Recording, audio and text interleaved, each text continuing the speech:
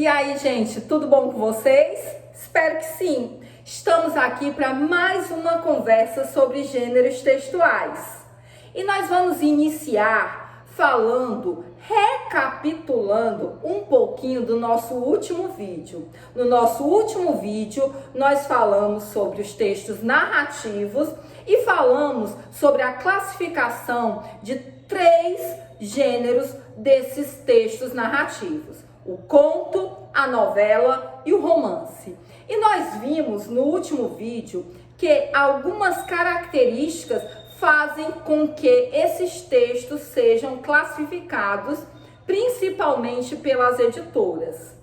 E a característica mais forte que existe para essa classificação é o tamanho deles, certo? Hoje nós vamos falar sobre os textos de ficção científica. E já para começo de conversa, eu digo para vocês, existem textos de ficção científica em contos, em novelas e em romances.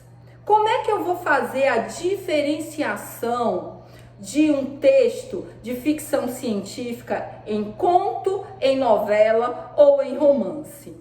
Fácil. Vou lembrar das características que a gente viu lá no nosso último vídeo. Tamanho do texto em número de palavras ou de páginas, número de personagens e de conflitos. Isso faz com que eu possa classificar esse texto, ok? E para iniciar a nossa conversa sobre os textos de ficção científica, é muito importante que vocês já levem em consideração o nome. Ficção científica, ou seja, a palavra ficção está falando de um texto, de algo que não aconteceu. É uma fantasia, é uma ficção. E quando eu digo científica, é uma fantasia, uma ficção baseada na ciência e na tecnologia, certo? Os principais temas abordados pelos livros de ficção científica são as viagens no tempo, as viagens espaciais, as vidas extraterrestres, os universos paralelos, as mutações genéticas. Então, quando você está assistindo aquele filme ou aquele desenho que tem um mutante, que tem um extraterrestre, que tem uma viagem no tempo para frente ou para trás, um planeta que não existe, ou uma evolução muito grande, você pode ter certeza. Esse filme ou esse desenho é baseado em um texto de ficção científica. Há muitos anos atrás, existia um desenho chamado Os Jetsons. E lá nos Jetsons era uma família do futuro, vivendo a realidade do futuro. E quando a gente assistia isso, há muitos e muitos anos atrás, a gente olhava e dizia: meu Deus, como é que é possível? Isso nunca vai acontecer. Mas não se engane. Os textos de ficção científica, eles são baseados em algo plausível e que algum dia possa sim acontecer de uma maneira ou de outra.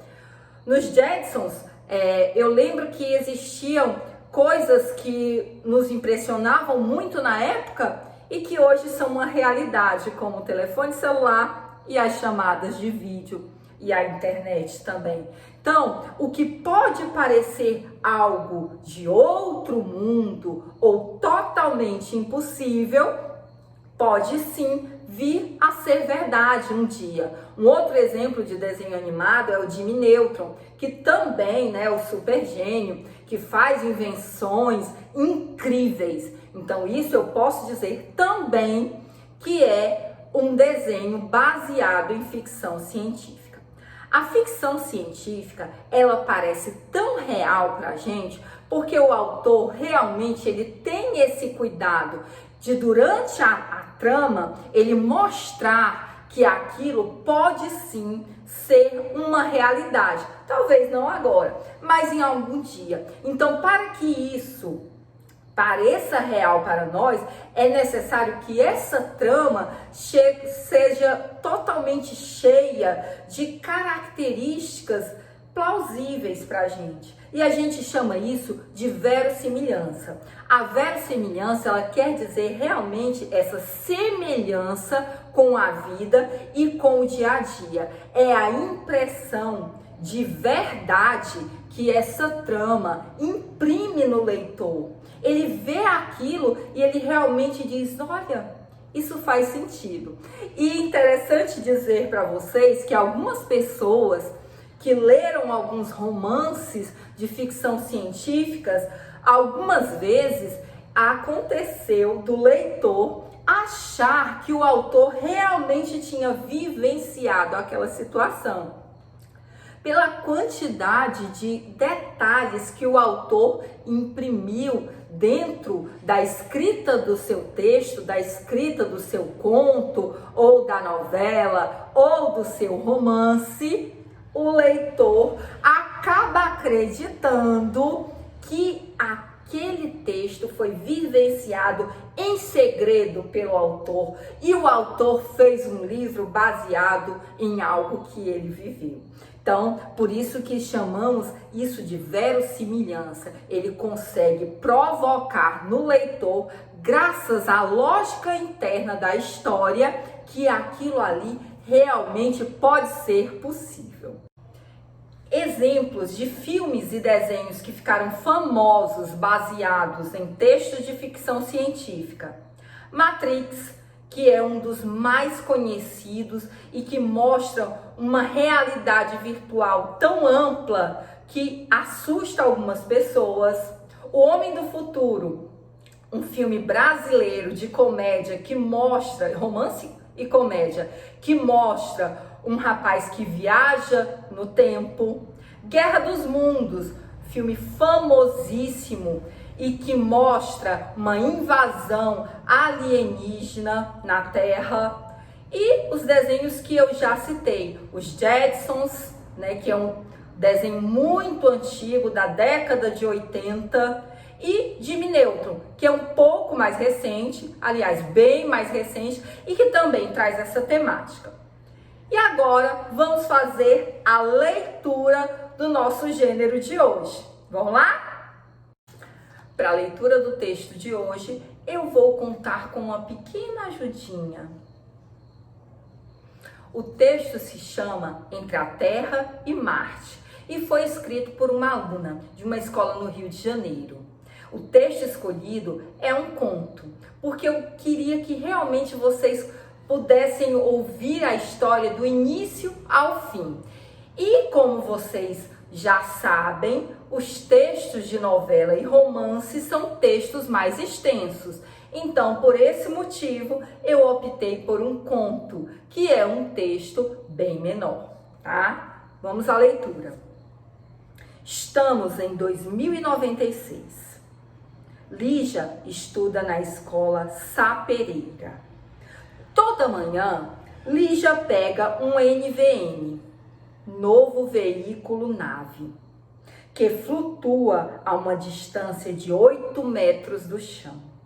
Ela sai de sua casa na Gávea, na Rua das Amendoeiras, pega o NVN na estação da Praça Santos Dumont, segue pela Rua do Jardim Botânico até o Largo dos Leões, que num momento de medidas politicamente corretas foi renomeado como Largo da Onça Pintada, já que não há leões no Brasil.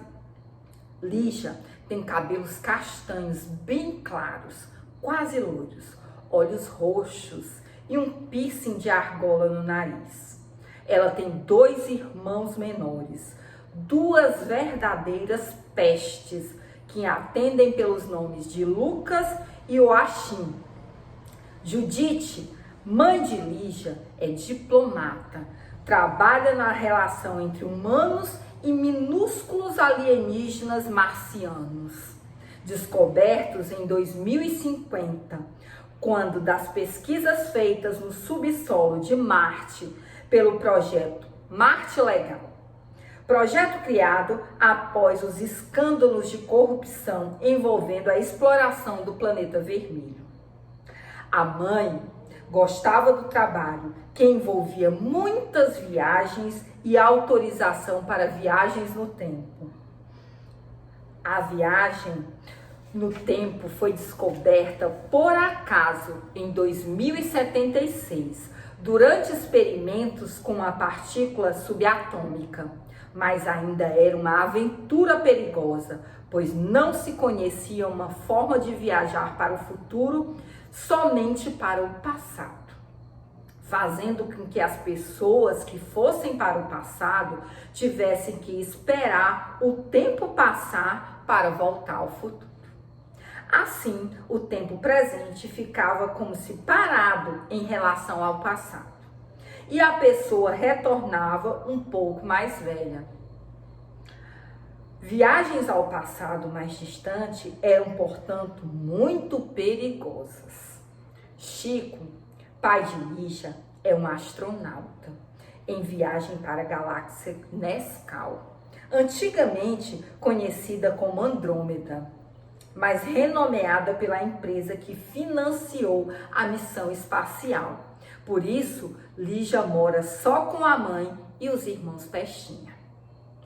Um dia, ao voltar da escola, ela entrou, a mãe e os irmãos na sala com uma conversa séria. "O que houve?" ela perguntou. "Mamãe vai passar um ano em Marte e quer que a gente vá com ela, mas a gente não gosta de lá e não estamos contentes." Lígia não sabia como reagir. Em um ano, ela já estaria na faculdade e a viagem atrapalhava todos os seus planos. "Eu não posso ir para Marte, porque eu tenho uma vida inteira aqui na Terra e Marte é um saco." Ela bateu a porta e ficou pensando o que fazer. Se conectou com as amigas via microchip cerebral e fizeram um encontro virtual para debater o que fazer. Lígia pensou em morar com Suelen e Nádia, mas lembrou que Nádia dava muito defeito. Disse então para sua mãe: "Vou ficar aqui e cuido da casa, pois já tenho 17 anos e posso arranjar um emprego no planetário da Gávea." "De jeito nenhum", disse a mãe. "Eu não gosto daquele lugar antiquado, cheio de uranianos, desocupados. Este pessoal está envolvido com suco de laranja aditivado e outras drogas pesadas." "Mas o que eu posso fazer, mamãe?" pergunta Lígia.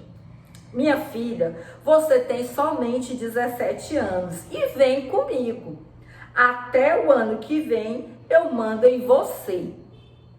Eu sei me virar muito bem sozinha e essa não é uma atitude correta do ponto de vista educacional."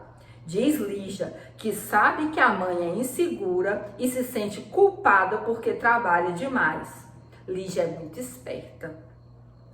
"Se você me levar para Marte, eu pego uma carona com o primeiro astronauta voltando para a Terra.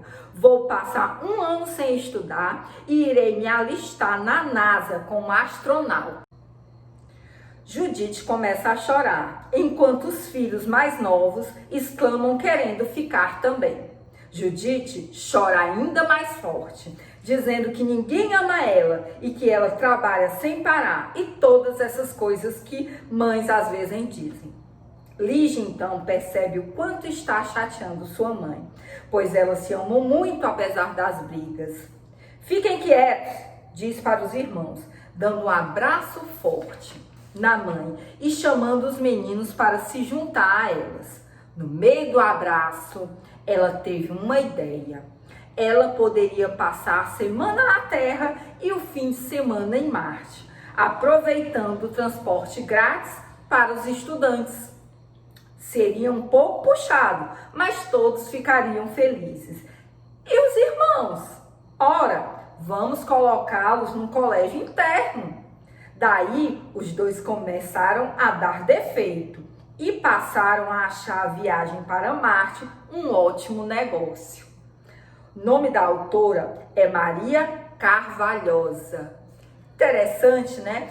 É um conto bem simples, certo? Não tem nada de muito elaborado, como eu disse para vocês, é um conto de uma aluna, bem curto, mas vocês podem ver aí as características que há em um texto de ficção científica. Ele coloca todas as datas dos avanços tecnológicos e como cada avanço tecnológico desse se deu. Para quê? Para que faça sentido, para que a gente realmente possa achar que em um dado momento, em 2096, tudo isso seja realmente possível. E quem sabe não será mesmo.